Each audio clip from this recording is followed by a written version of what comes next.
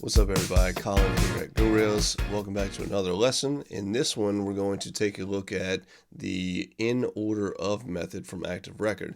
But to start with, we're going to look at this tasks app that we have here. So pretty standard little thing here. Some tasks, they have a title and they have a status, right?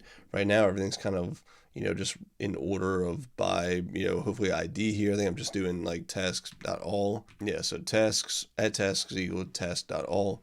So we're just getting kind of this default ordering here. But what if we wanted to put them in a certain order based upon their status? Maybe show all the urgent ones together, then the in progress, and then pending, and then done. If we wanted to show them in that certain order, we could do that. We could do that a few ways. One, we could try like a pure Ruby approach, which could maybe look something like this. We say like priority, and then let's make this a hash. If we were to say like urgent, that would be 0.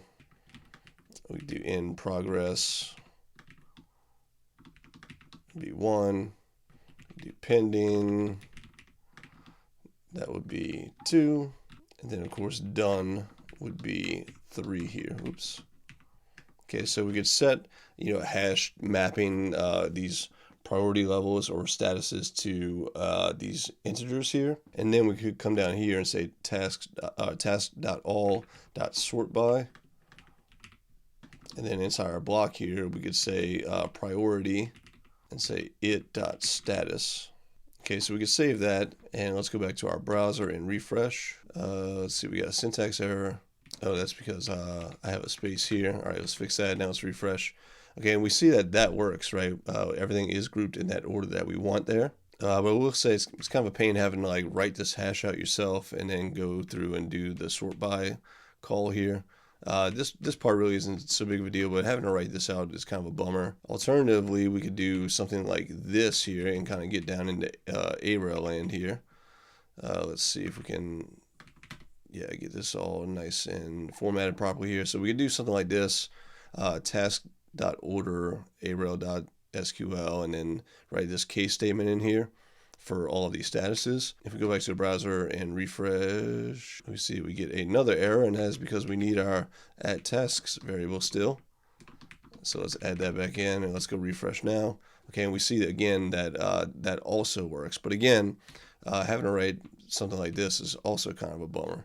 Now you could probably do some sort of integer position column here to help with this, or maybe like an enum thing. But let's go ahead and delete this out of here real quick, because one thing that we could actually do that's even better and a lot easier is use the in order of method here from ActiveRecord. So you can see here we can just call task.inOrderOf, pass it the name of the column that we want to order by as a symbol, and then we pass in an array of the values here. So let's give this a try and see if this gets us what we want here. So let's say @tasks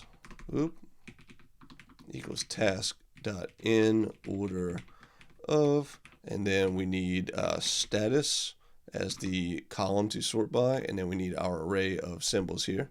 So we can do urgent, in progress, I think pending was next, and then done. Okay, so let's go ahead and save that and flip back to our browser here and go to our app and refresh. And now indeed we see that all of those are ordered properly. And if we want to change any order, for example, if we wanted to show done first, for example, we can simply come over here, we can delete that and then go over here and add it in the front.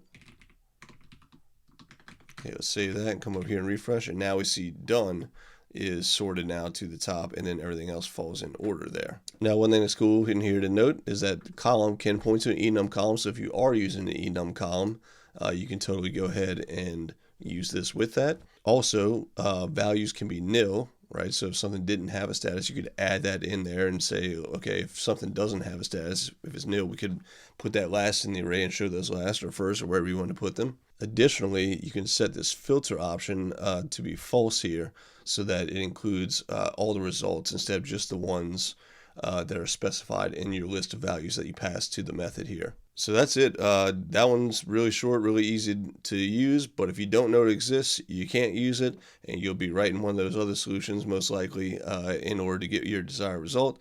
But in order of is really simple, really nice to write, and I think it's a great option for doing these sorts of things.